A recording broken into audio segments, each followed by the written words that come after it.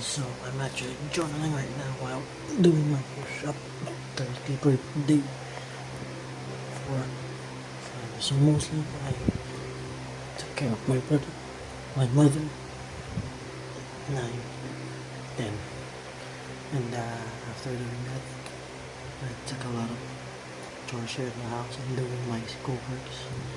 11, 12, 13, 16,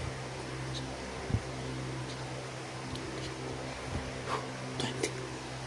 And I printed the things that I need to print to earn money tomorrow. And I don't really have class, but I'm gonna go because I need to give this fucking document. So yeah. 1, 2,